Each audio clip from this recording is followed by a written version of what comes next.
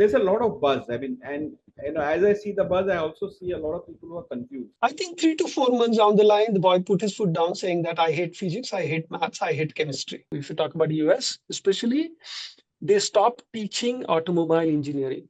When I was in corporate, we had a very popular phrase. And we used to say that beta jhoot bol sakta hai, data nahi. Into say University of Chicago in the economics program. You know what? Who's teaching you economics there? He's Raghuram Rajan. If you look at Indian scenario, we don't have much opportunities. We don't allow students to do a research, right? I think today close to about 2 lakh Indian students goes to US. Good afternoon, everybody, and welcome to yet another podcast on business networking with Vipul Bondal. So, as you may have understood, over a period of time, we invite guests from various professions. In the process, try and understand how they have their journey, as well as to get a understanding of what they do. Most of the people who come on this podcast are, in fact, all of them are avid networkers. They indulge in some sort of business networking. In this context, I want to bring in someone who's a little different from the guests we've had so far. As you know, overseas education today has gained a lot of importance in India. Uh, Almost every family today has some of their young students studying in some part of the world or other. Many parents aspire to send their kids abroad to study and earn a degree because getting a good degree today has become, you can say, the opening to a great corporate career, and also to a lot of entrepreneurs who have studied.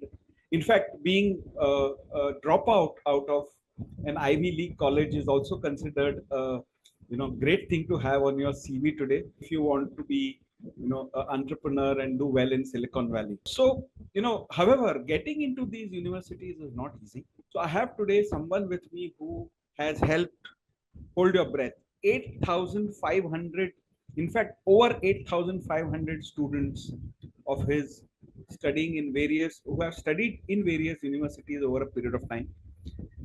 He has transformed their lives.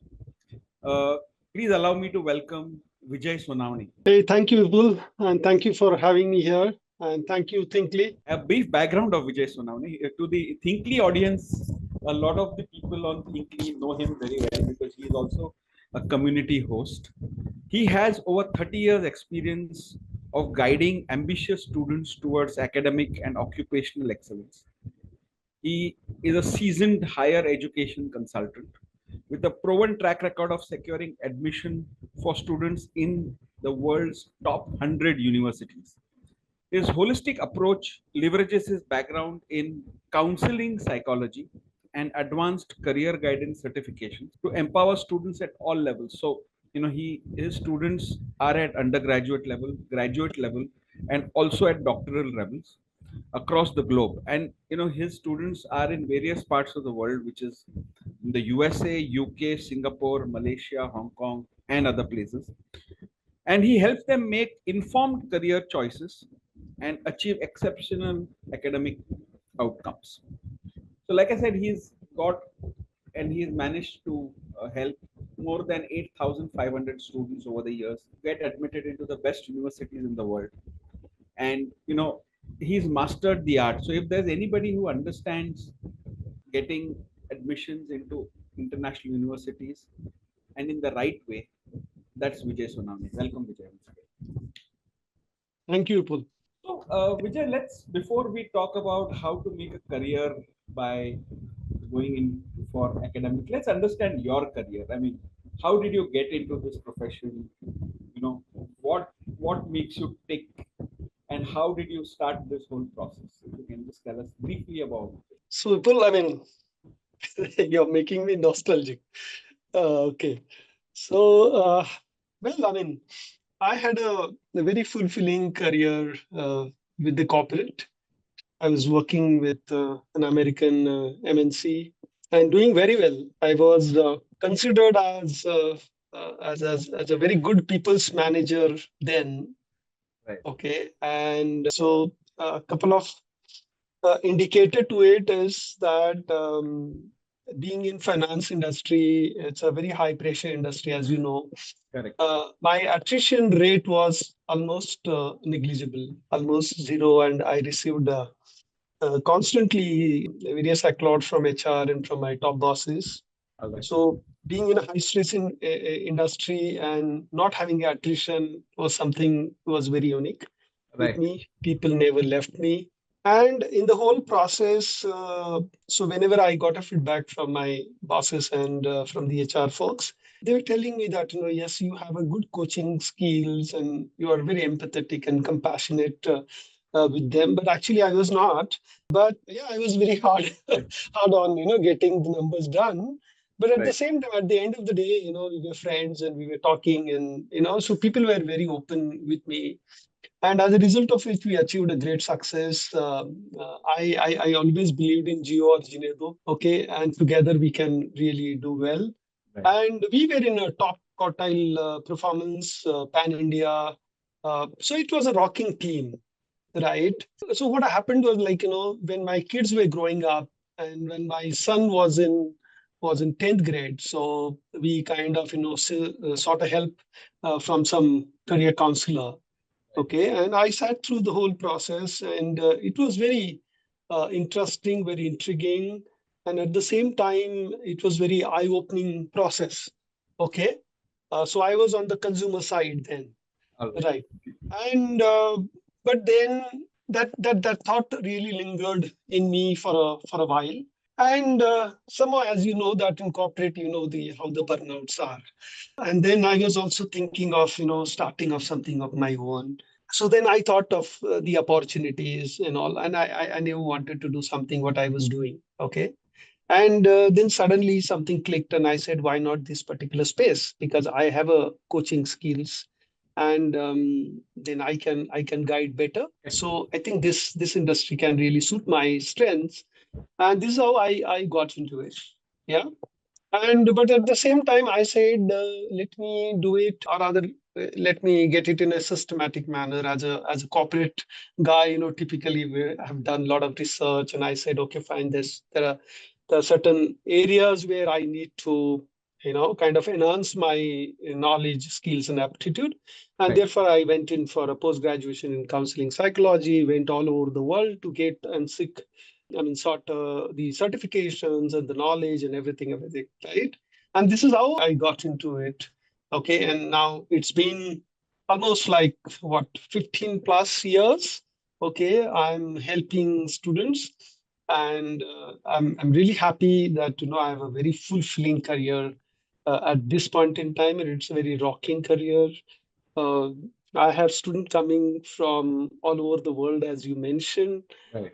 I think my practice as a professional, I say that this is not my business, this is my practice, and Oh, my practice is going leaps and bound, and it's all is from word of mouth. Every client of mine is giving me referral, or other they are kind of advising their peers and their family members and everyone around them to come and have a dialogue with me, and that's how it is happening. Because what is more important is that understanding this particular space, right. and no one can imagine that a finance guy doing well in education.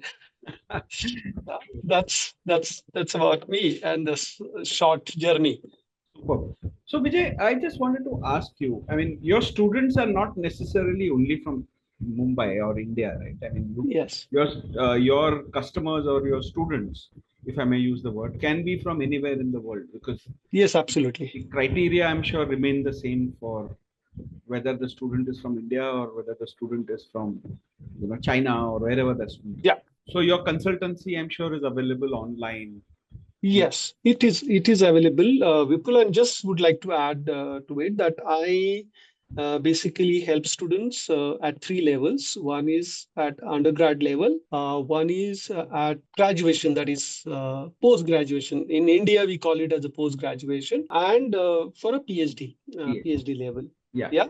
And mostly my interaction with the student is online.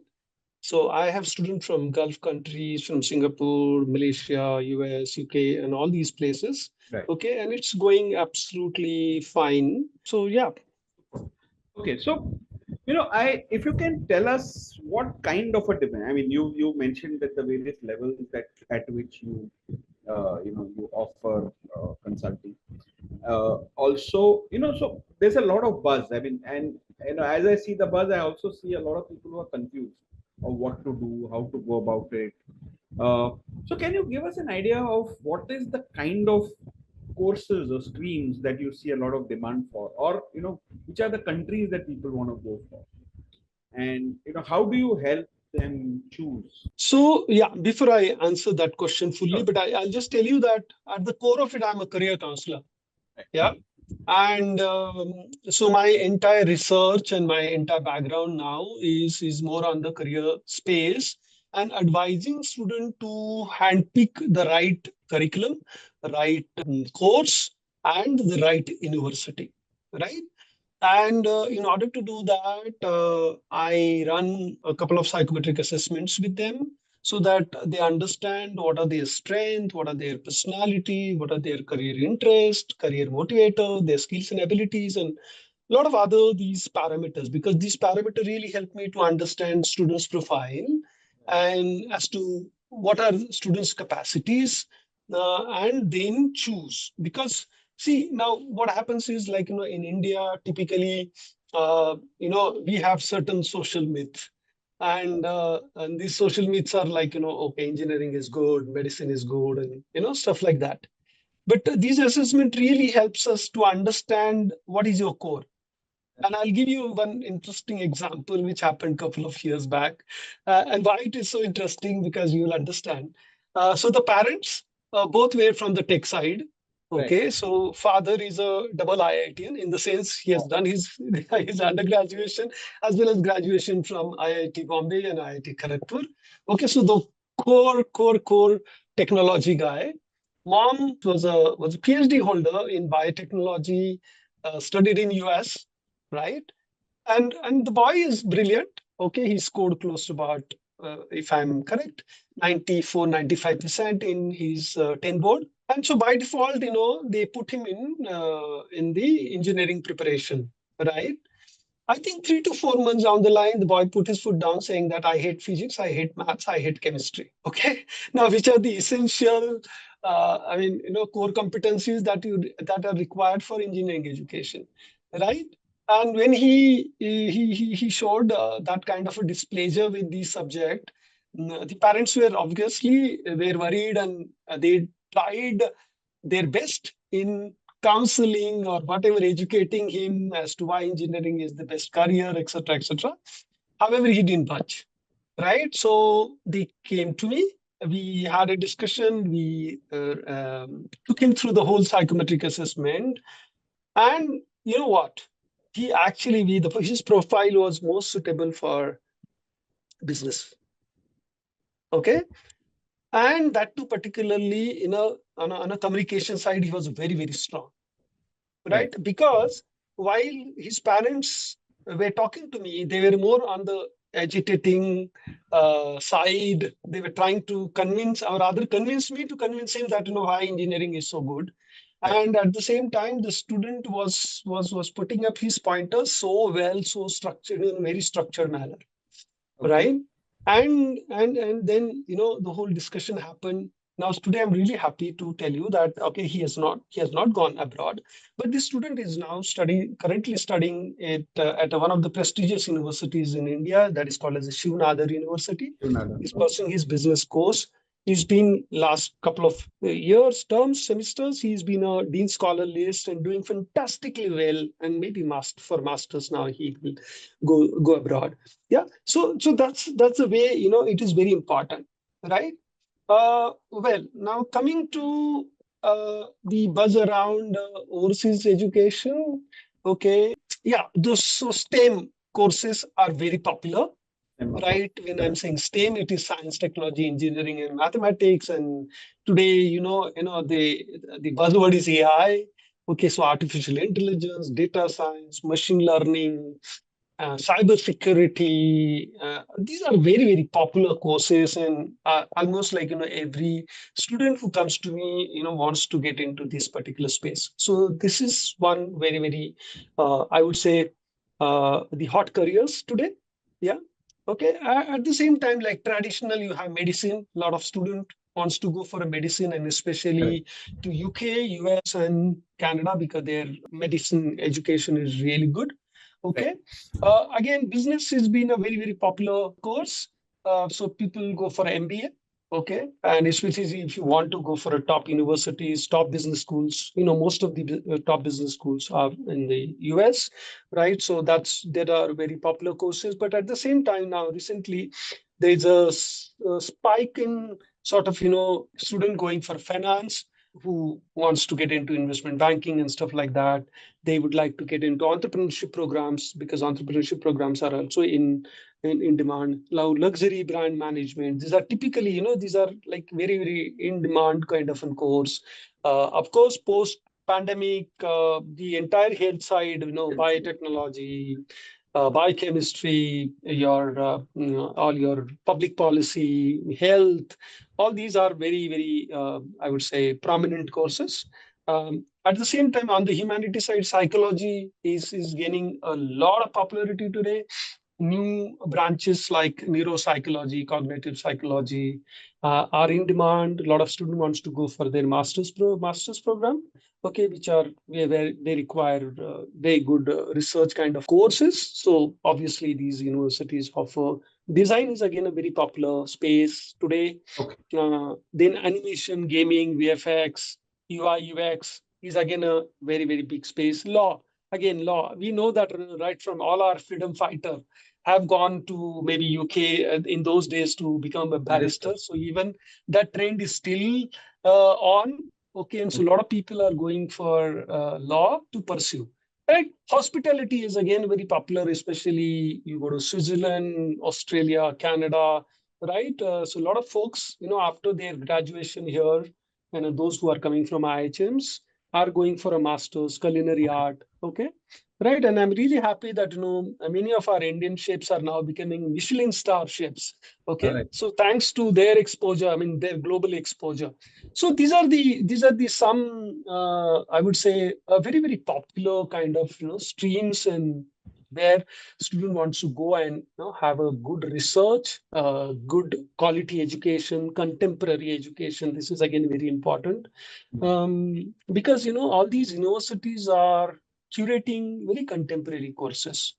So you'll be surprised, people, if I tell you that now, if you talk about US, especially, they stopped teaching automobile engineering. Okay. Yeah, those courses are not there. If you want to do automobile engineer, they don't have a course to study automobile engineer. Why? Because there's a huge disruption in the automobile industry now. Cars are becoming electrical. They are expected to run on chips and stuff like that. So there's no use of technology which you are going to learn, and hence they've rather phased out these courses. Yeah. So this contemporary It becomes education is part of a larger uh, design course, perhaps. yes, yes, yes, yes, yes.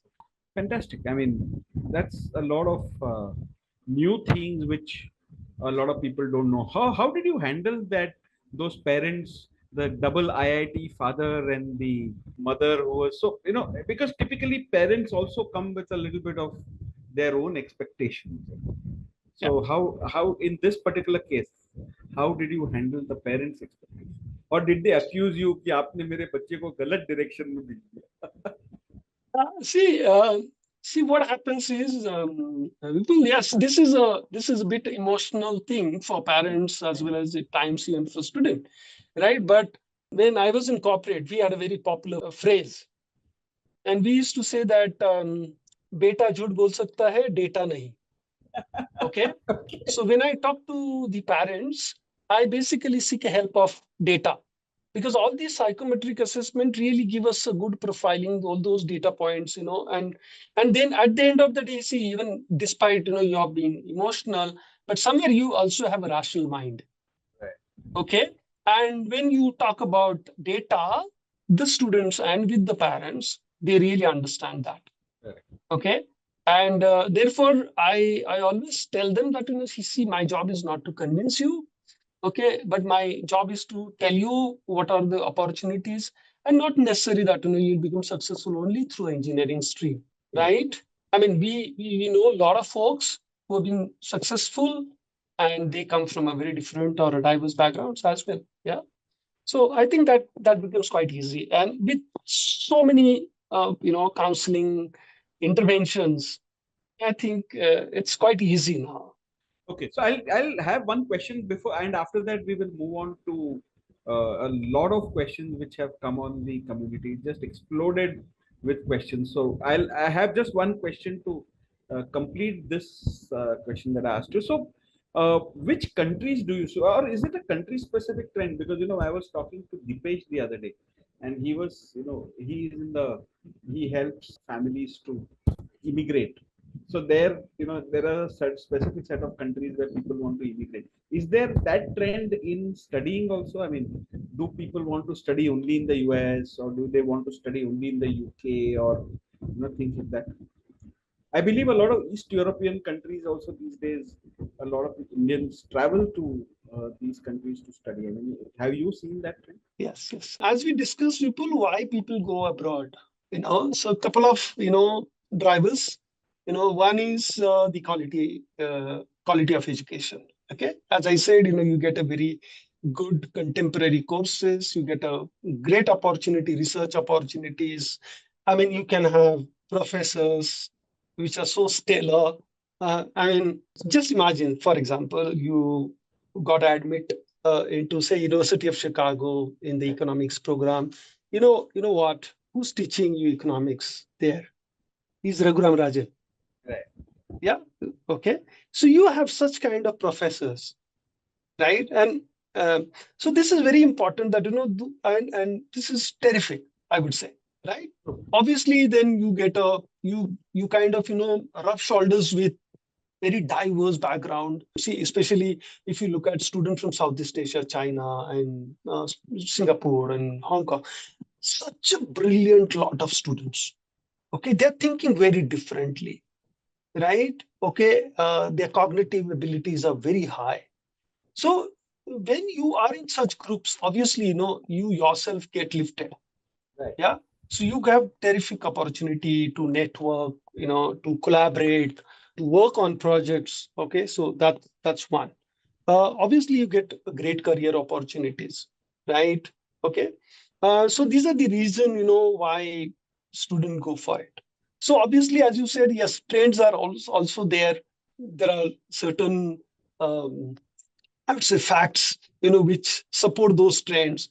So I would say that, say today, if you look at US, okay, and this is where I work a lot, because if you look at those top 100 universities, almost like 50% universities are from US, right? So it's a largest economy, uh, you know, 20 almost like $25 trillion economy.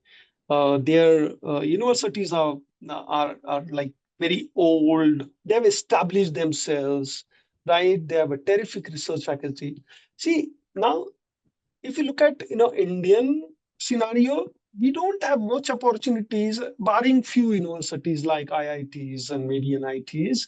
We don't allow students to do a research, right? Okay, our research is largely with the government agencies, yeah. Whereas these folks, do a lot of and it's not that for sake of doing it. They're doing live projects. So if I tell you that, if you look at, say, for example, Michigan University or Caltech, the undergraduate students are working on live projects which are given by NASA, right? I mean, you don't say that, oh, they are just very young, they're just 19-year-old and 20 years old. Do they have a maturity to handle such kind of project? Yeah, they do. Yeah. So you have this kind of an opportunity. So they are terrific universities. Okay. I mean, to an extent that I become a little biased when it comes to US, right? They have a lot of money. These universities have a lot of money, though they charge a lot of fees. And I'll come to that as well a little later. But they offer you. and they offer you terrific grants for research. The moment they see a talent in you, they are going to support you, because that country itself is a very meritocratic country. Yeah. Okay, so that is very, very important. And so, especially when it comes to business, when it comes to STEM and all such kind of an even psychology, US is one of the best. I think today close to about 2 lakh Indian students goes to US, if I'm correct. Number I may be a little bit here and there. Today we have almost 1.8 million students are studying abroad, Right. right? So 2 lakh are in US. The US also offer you post work permit to an extent of 3 years if it is a STEM course or it is a STEM designated course, right? In Canada, again, Canada was a very, very popular destination. Okay, I think there was a time where more students wanted to go to Canada for a very simple reason that their immigration policies were very simple. Okay, and you can become a PR holder or a citizen quite early, right? But again, good education, very quality education. So Canada was again one of the popular destination. UK, yes, almost in between when they shut down their work permits, the inflow dropped, but now again it is coming back to UK. So UK always been a very, very popular destination. You'll be surprised that how parents think. They say, "Oh, there's a travel time is less, so I wanted to, I want my son or a daughter to be in UK because it's just 9 hours flight and I can reach, UK." Then also obviously Australia again one of the best destination weather-wise everything. Canada is a little extreme on the weather side, but otherwise it's a fantastic country. A very small population. Okay, so total population of Canada is, I think, if I'm correct, it's 7 crore. That's it. Yeah, maybe if you add Mumbai and Pune together in the whole of That will Canada. be, yeah, Yeah, that and will be the it is the second largest country. Yeah, 93% of the territory is virgin. So that's a beautiful country. Yeah. Then Australia, Germany. In Germany, in between, a lot of folks have started going to Germany because their public university, if you have a good credential, their public university will give you 100% scholarship. Right. What you need to pay is only the semester fees. Okay, but the recently there's a some negative thing because of the taxation. It's very high tax in Germany. A lot of folks wants to uh, rather migrate to some other countries because the taxation can go as high as 65%. Wow. Okay, we are nothing less than that, but maybe this is the perception, right? Germany, then New Zealand. In the recent time, even Ireland has picked up quite well. It's a small country, but yes, it's becoming very popular with students. So these are the countries, yeah, where students primarily go. Nowadays, even some universities have also opened their shops in Dubai and all these places. Like good universities like Birmingham, which falls in top 100 on the QS rank, have their now Campus. in Dubai. So yeah, these are the trend. But largely, if you ask me, four topmost countries are US, UK, Canada, and Australia, maybe. So, okay, so we'll take a couple of questions from the community which have been asked, and there are So, at least 15 questions which are there on the community. So I'll begin with two. So this one is from Aisha Patel. Her mhm. question is, what specific qualities do top universities look for in application? Okay. Whoever is your favorite superhero, okay, right? You need to be like that, literally. Right. Now, why I'm saying so? Because these top universities are highly competitive university, and they want you as a superstar, literally, right? They're not just looking at the grades. Okay, of course, they want good grades, okay, competitive grades, but they want to look at you as a whole person, right? They just don't want to admit academic nerd. They want to also check whether you are a human. Okay, whether you have a leadership quality, can you work in the collaboration, do you have an empathy or a compassion for your society? All these things are very, very important. They also check whether you have a capacity to take the larger academic load. do you have research capacities? Okay, so they talk a lot of about capacities, and there are various ways and means through which you can actually prove that yes, you are a competitive student, right? So it's not one or two, but maybe more. Okay, it's because they look at you very, very holistically. Yeah, I hope I answered your question.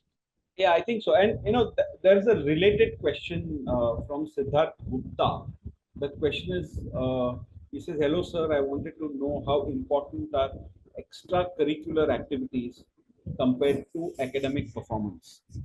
So I think you've answered that. That it's not only the Yes, yes, yes, and yes, having softer skills yes. like leadership and research capability and Yeah, ability to yes. uh, So I just wanted to add sure, to go it, ahead. Vipul. You see, somewhere in the early 94, 1994, Daniel Goleman came up with the concept of emotional intelligence. And the first book through which he introduced this concept, he said why it is important or more critical than IQ, right?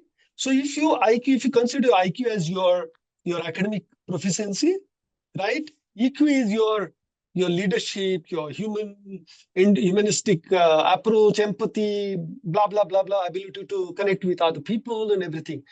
Now today, research tells you that emotional intelligence is a success predictor. As much as 85% of your life success can come from emotional intelligence, right? It is so important. So they just wanted to see whether you have IQ, EQ, SQ, and all those questions that are available in the world. Yeah, and they are exhibited through your extracurricular activities, right? Now, most important thing what you need to understand is that not just any random extracurricular activity, right? When I mentor student, we go with the plan, okay, and it's not plan that our plan is not to impress university.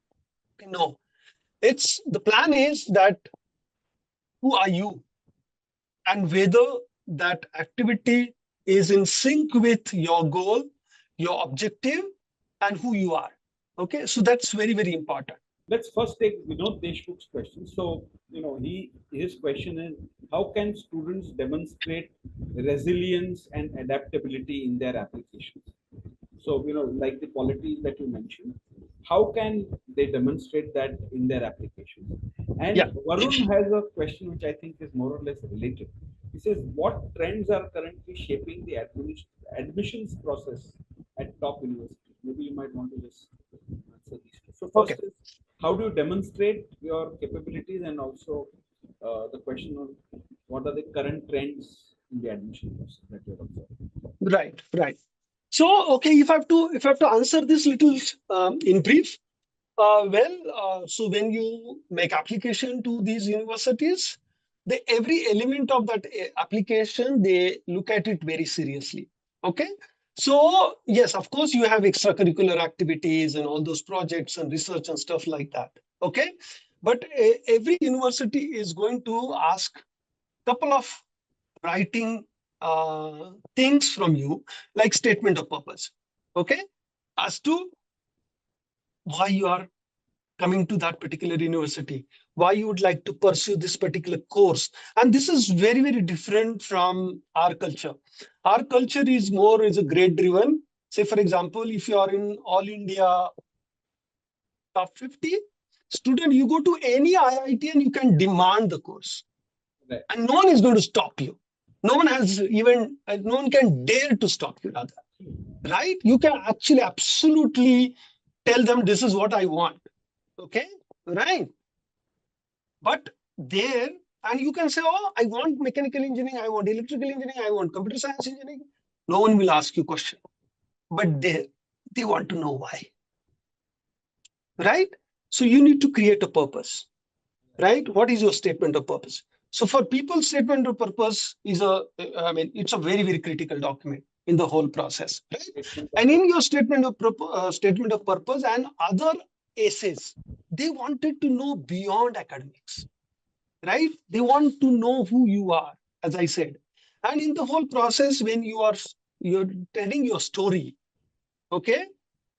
Obviously, your adaptability, your resilience, all those flavor reflect, right? You cannot just write on resume that, yes, I have a high resilience. No, you have to convince, you have to rather impress, influence admission officer through your story. Okay. And therefore, these essays become very, very critical.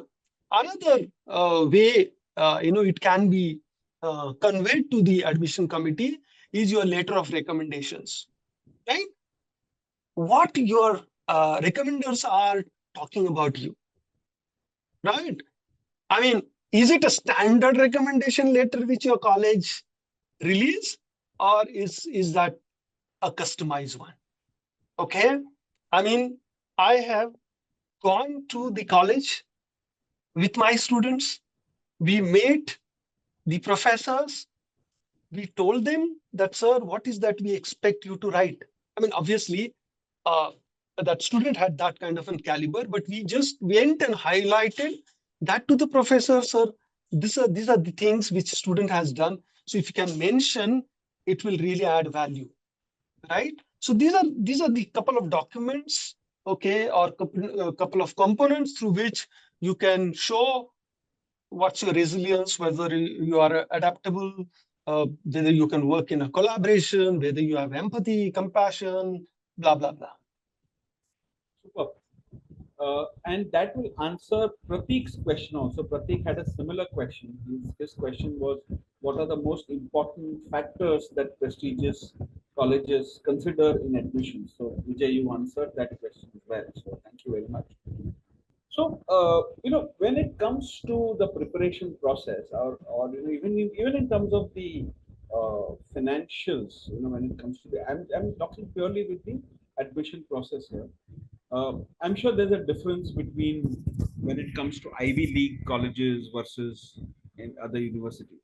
So, can you, I know if you get into it, probably require a whole podcast, maybe a series of podcasts to be able to tell us. But if you can just briefly cover what is the difference between, let's say, going for an Ivy League, one of the top 50 universities that you mentioned, versus not in the top 50, if I can say that.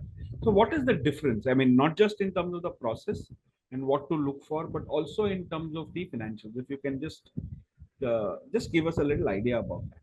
Yeah. Okay. So, Vipul, if you look at these top universities, okay, so we'll talk from a US standpoint. So it's easy to give example and all that. See, if you look at Ivy League, okay, Right. so what is the Ivy League? Ivy League are all those prestigious eight school, which is like Harvard, Yale, Princeton, Columbia, UPenn, University of Pennsylvania, Brown University, Dartmouth College, and Cornell. Okay, so these are the eight colleges considered are very prestigious. Okay, but apart from that, there are also private schools. Okay, private universities, they are equally good or at par with Ivy, or even they are far better than some of the Ivies. Okay, for example, Stanford, right? University of Chicago, MIT. MIT is not Ivy League, but it's far better than Ivy League, maybe. Yeah. Okay, some of the Ivy Leagues, yeah. Then you have Caltech, right? So Michigan is a public university, but it's still far. University of Berkeley, it's a land grant university, but it's at par. Yeah, UCLA. So what is important is that when you look at these universities and if you look at their alumni network, one thing what you need to understand is that they have created movers and shakers of the world, right? See, today, effortlessly, we are talking on Zoom, Correct. right? So who invented internet? Right. Internet got invented on UCLA campus. Okay. Facebook happened on Harvard campus, right? So they have created movers and shakers of the world, and they gave them, or rather, they facilitate that process, right, of becoming, Right. right? Okay. So obviously, they are going to look at you very, very differently, right? Their admit rates are very, very stiff. right? It can vary from 2.5% to 6%, 7%. That's it, right? So they are going to, whatever I explained earlier, they are going to look at each and every application very thoroughly, right? It goes through round. I mean, at times, some of the universities, at least 3, 4 people go through your application line by line, right? Okay, they discuss because each year, every university, especially these top universities, okay, they decide what kind of cohort they want. How many males, how many females, what's the work experience they are looking at, what kind of a diversity they would like to have. So it's a very complex process. So they just try to see whether you are the right fit, you are the right match. Right. Okay, right? And that is conveyed through application process only, right? Then happens the shortlisting, and then you are gone for for example, say interview process and everything. You will not believe, for example, in MIT, right? You know, even their alumni, they are a part of the admission process, and they have always every year, they have close to about 3,500 alumni volunteering for the application process, Oh, admission process, right? So they are going to look at you. It's like, I always have an analogy. It's marriage, I'm right? sure. Yeah. How much Probably care marriage is you easier. you will take to find your partner, they will do the same thing. Yeah. So that's one. Second, yes, of course. So again, so what happens is that process gets diluted as you go down. Correct. Okay, right? Um, so this is the way they look at you, right? Secondly, when it comes to costing, okay, so we'll discuss only about the tuition part of it, okay, just to get an idea. So in the US, you have largely, you have close to about 4,500 universities, okay? And these universities are divided into 4 groups, you can say. One is Ivy League University, which are a private universities. So we can have one group as Ivy, one group as a private other than Ivy. Right. Then we have a land grant universities, and we have, say, public universities, Right. right? So Ivy League universities, your annual tuition fee can be in the range of $60,000 to $67,000.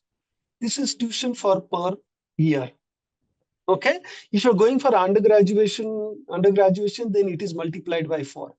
Right. Now, for example, Harvard will fees will be in the range of, suppose, say, $63,000. Yale will be around $65,000. Princeton will be maybe $61,000. Columbia will cost you again $67,000. So depend again. There is no, I would say, a Range. same structure. Each university, they calculate and they put it across. So private universities, as I said, you may have a Stanford may charge you 60,000, but MIT may charge you 57,000. Okay, Duke may charge you 61,000. Northwestern can charge you maybe more. Correct. All of them 63,000. In land grant university, you have range of from 30,000 to 60,000 again. Right, sorry, 40,000, 45,000. Like for example, you have University of Berkeley, UC Berkeley may cost you $44,000. Whereas UIUC, that is University of Illinois Urbana-Champaign, may cost you $36,000.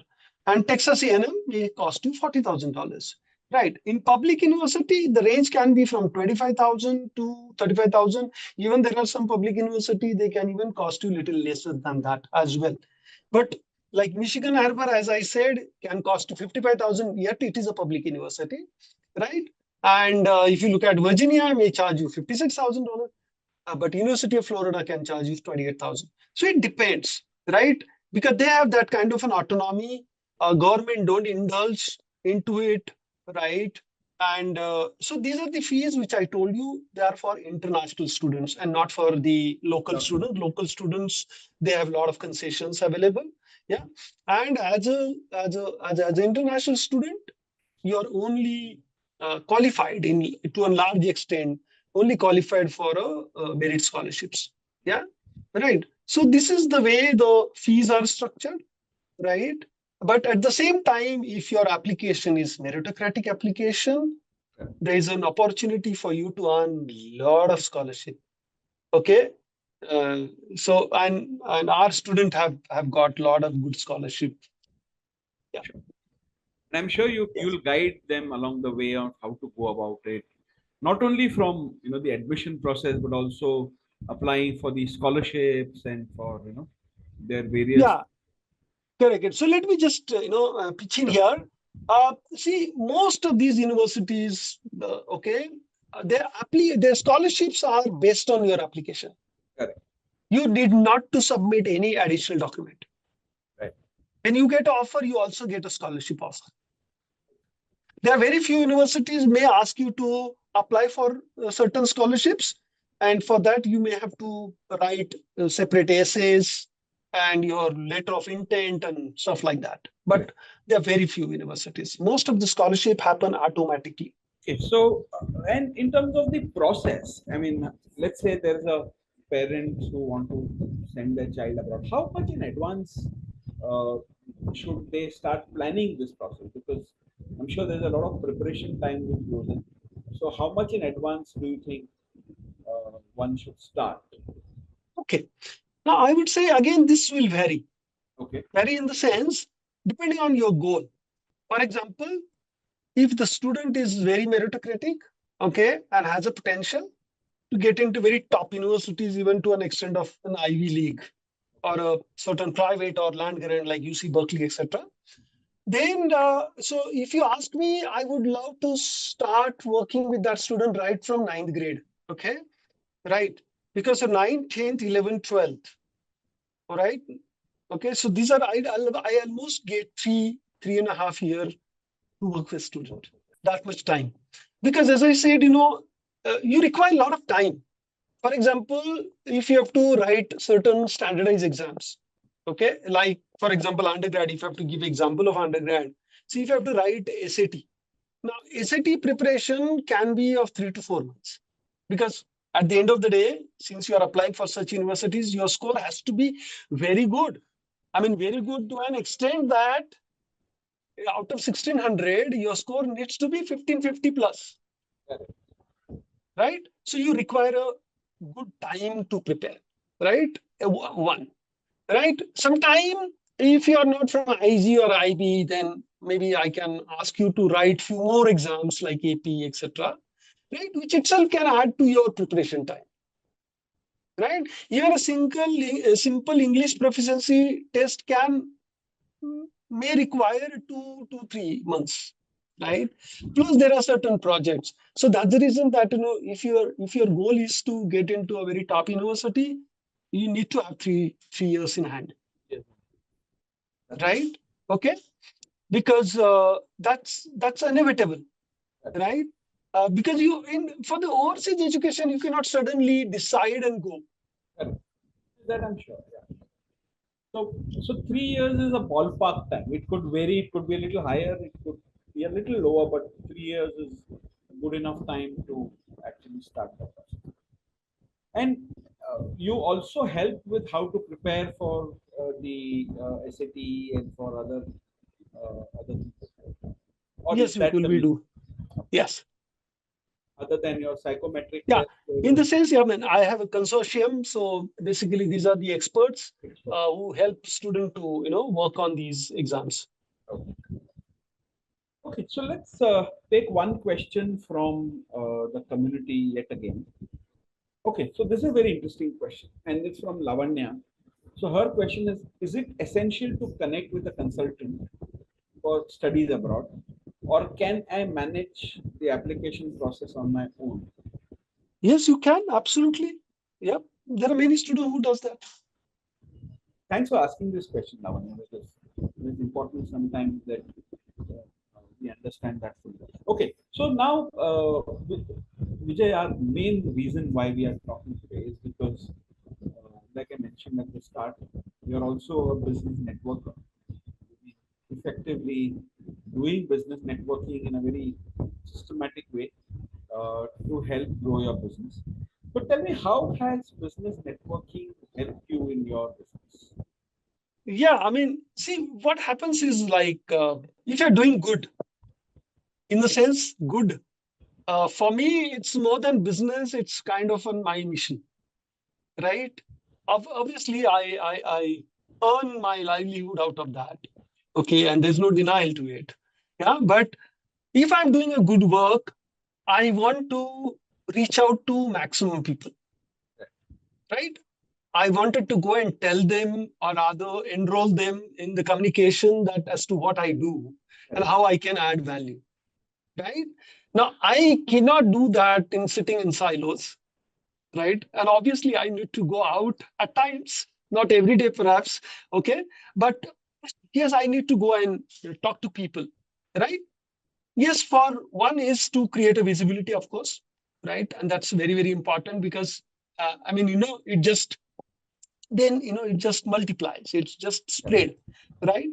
But at the same time, over a period of time, I have also seen or other experience that I also gain a lot of insights because I come across with a lot of people, right? I'm a networker across. It's yes, BNI. Of course, you talked about BNI, and I'm a very, I would say, a proud member of BNI.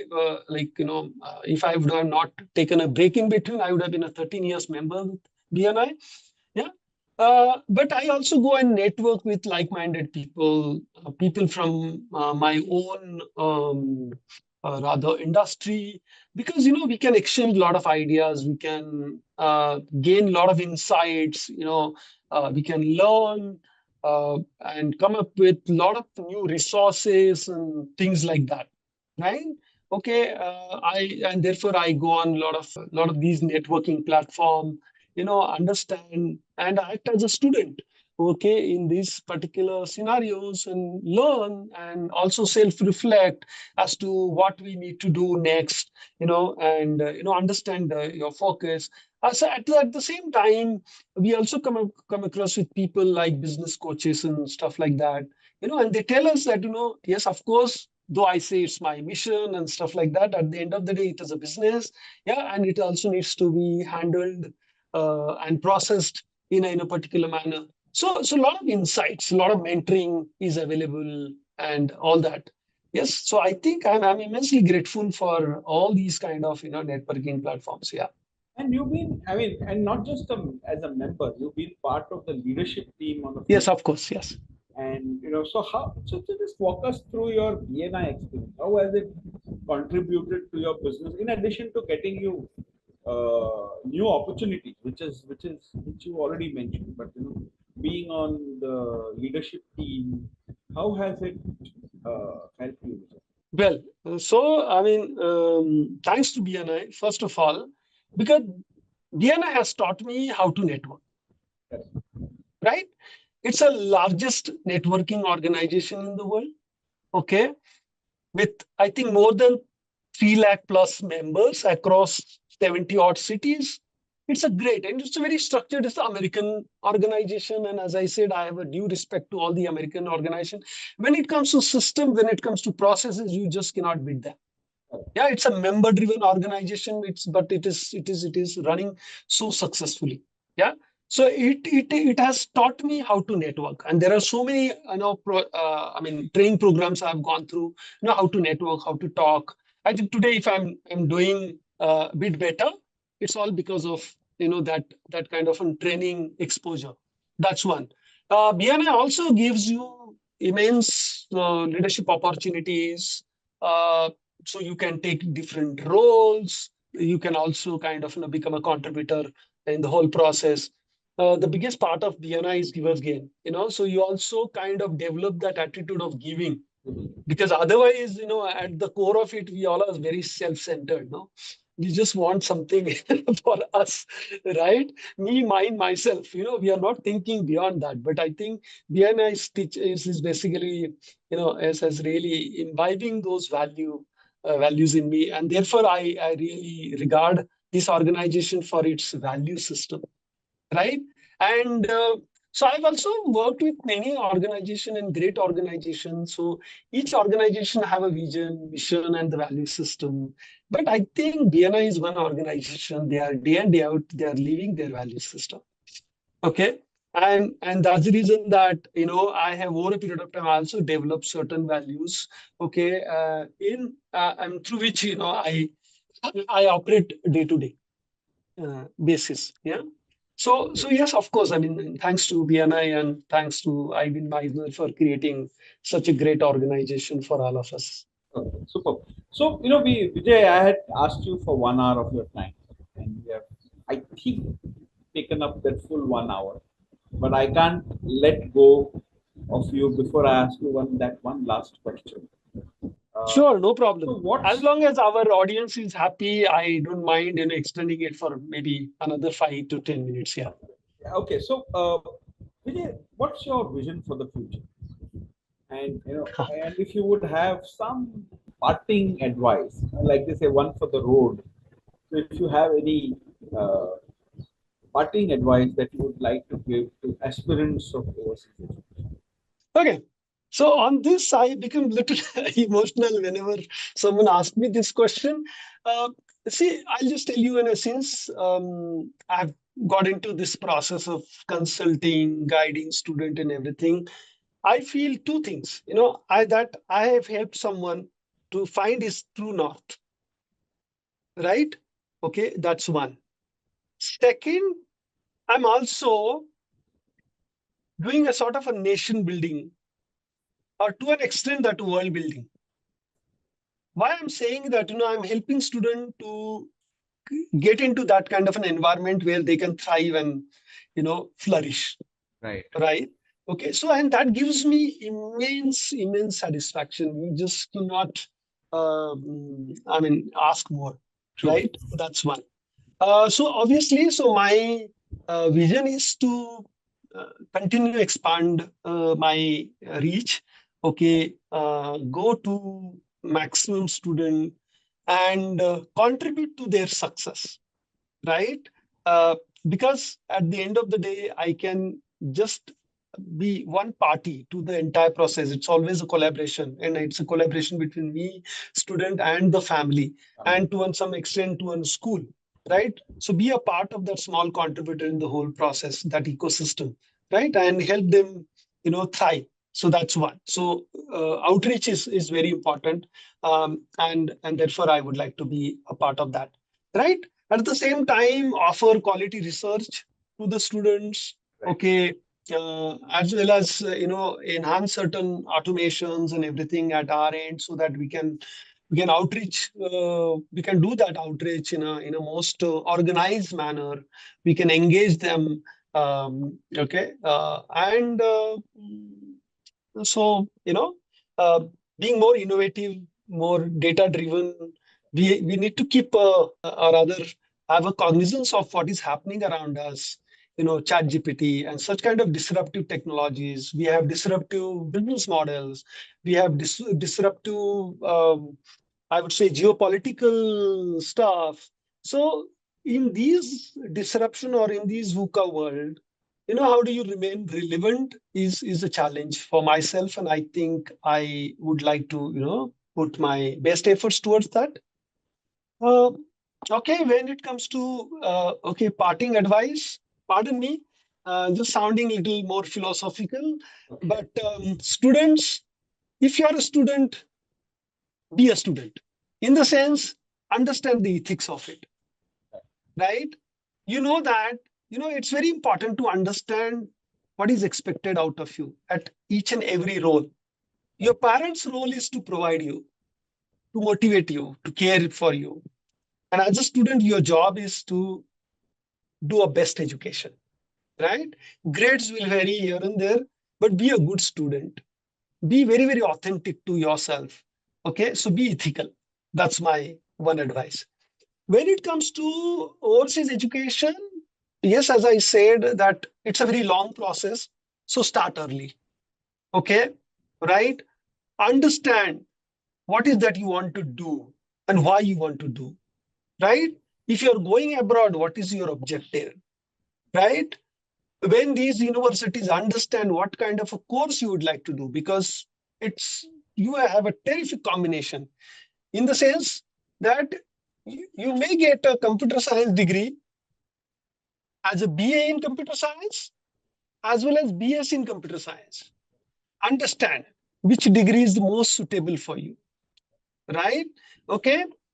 Right from day one, start behaving in a manner that you would like to achieve a great future opportunities, right? So network with people, be nice with professors, be very attentive, don't get into other indulgences more.